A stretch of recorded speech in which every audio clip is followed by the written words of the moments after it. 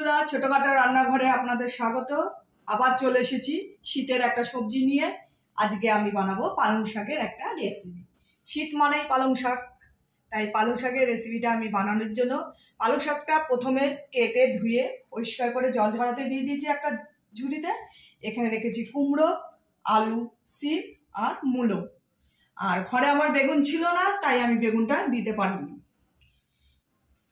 আর এখানে কাঁচা লঙ্কা, ধনেপাতা। কড়াই গরম করতে দিয়ে দিয়েছি। গরম কড়াইতে দিয়ে দেবো পরিমাণ মতো তেল। কড়াই তেল গরম হয়ে গেছে, ফোড়নে দিয়ে দেবো 5 ফোড়ন। লাল লাল হয়ে গেছে, দিয়ে দেবো কেটে রাখা সব সবজি।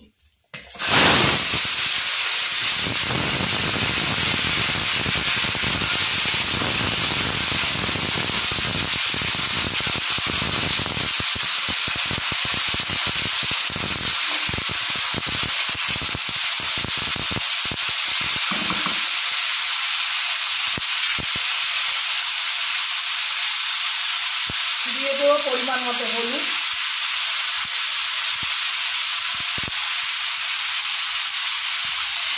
দিয়ে দেবো পরিমাণ মতো লবণ।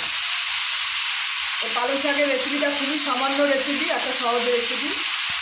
শুধু 5 ফোড়ন আর লঙ্কা চিনেই সবজিটা আমি রান্না করব।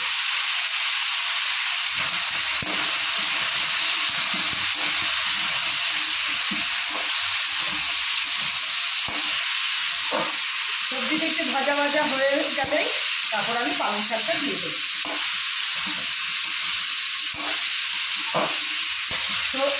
সবজিগুলো আমার হালকা ভেজে নিয়েছি, এবার দিয়ে দেবো পালং শাক।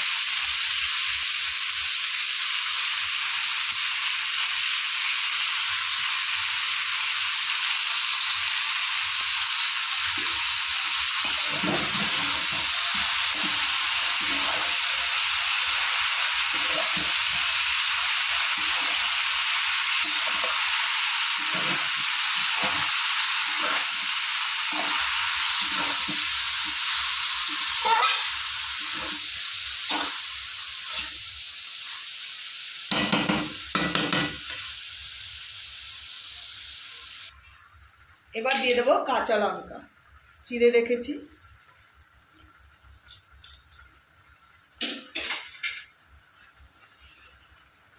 এবার একটা ঢাকনি দিয়ে আমি ঢেকে দেবো। পালং শাকের যে জলটা, ওইটা দিয়েই আমি সবজিগুলো কষিয়ে নেব। 15-20 মিনিট হলে আবার এসে দেখাবো। এটা তুলে দেখে নেব পালং শাকটা কতটা, পালং শাকের সবজিগুলো কতটা মজে এসছে। দেখুন বন্ধুরা, সবজি আমার পুরো মজে এসছে, আর সব আলু, কুমড়ো, সিম সব সেদ্ধ হয়ে গেছে।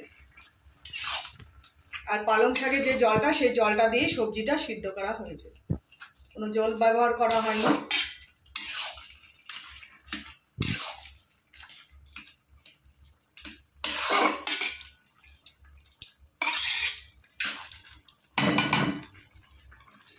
আর 5-10 মিনিট আমি কষাবো, ঝোলটা একটু শুকিয়ে নেব।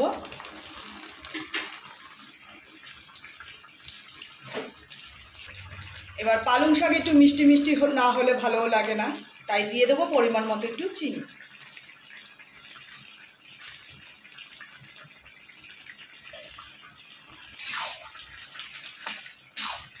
এরকম পালং শাকের সবজি গরম গরম ভাত, রুটির সাথে খুবই ভালো লাগে।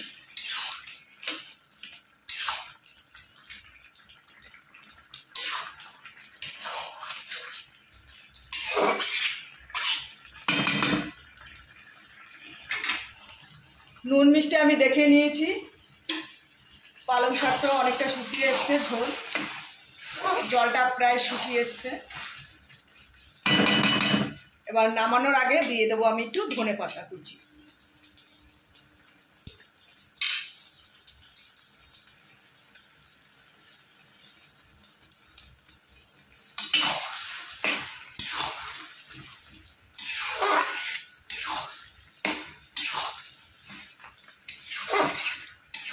দেখুন কত সুন্দর পালং শাকের ঘ্যাট।